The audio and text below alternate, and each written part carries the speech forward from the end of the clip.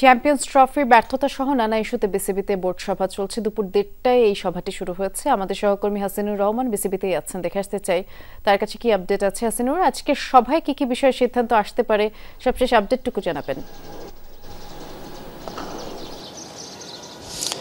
দুপুর 1:30টায় মিটিংটা শুরু হওয়ার কথা থাকলেও নির্ধারিত সময়ের অন্তত আধা ঘন্টা আগে শুরু হয়েছে, সেটা একদম নিশ্চিত। এবং সভাপতি ফারুক আহমেদ সহ 8 জন পরিচালক উপস্থিত আছেন, ইনক্লুডিং প্রেসিডেন্ট, এবং বাকি যে 2-1 সদস্য অনুপস্থিত আছেন তারা জুমে যুক্ত হয়েছেন। আজকে মূলত মূল আলোচ্য বিষয় জাতীয় দল কেন্দ্রিক প্রধান এজেন্ডা আমি যদি বলি, পারফরমেন্স কেন খারাপ হলো সেটা প্রতিবারের মতো এবারও তদন্ত হবে, কিন্তু কোনো আউটকাম আসবে কিনা সেটা ডিফারেন্ট ইস্যু, সেটা নিয়ে আলোচনা হবে। এছাড়া আমাদের কোচিং স্টাফদের ম্যাচ শেষ হয়ে গেছে অলরেডি। সিনিয়র সহকারী কোচ মোহাম্মদ সালাউদ্দিন, আমরা যতদূর জানতে পেরেছি তার চুক্তিটা নবায়ন করা হবে।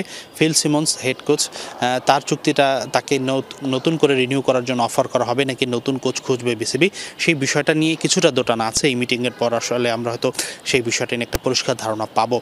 এর পাশাপাশি আমাদের জাতীয় দলের ফিল্ডিং কোচ নেই, আমাদের জাতীয় দলের ভিডিও অ্যানালিস্ট নেই এই মুহূর্তে পাকাপোক্তভাবে, তাদের নিয়োগের প্রক্রিয়াটা নিয়ে আলোচনা হবে। এছাড়া মুশতাক আহমেদকে যে স্পিন বোলিং কোচ পাকিস্তানি, তাকে লম্বা মেয়াদে তার সার্ভিস চায় বিসিবি, সেই বিষয়টা নিয়ে আলোচনা হবে। এছাড়া বিপিএলের পেমেন্ট ইস্যু নিয়ে আলোচনা অবশ্যই হবে, এবং শাহিদ আফ্রিদি বিসিবিকে আনুষ্ঠানিকভাবে একটা মেইল পাঠিয়েছেন যে চিটাগাং কিংস তার টাকা পরিশোধ করেনি, এবং সভাপতিকে মেনশন করে তিনি মেইলটা করেছেন। তো সেই বিষয়গুলো নিয়ে অবশ্যই আলোচনা হবে।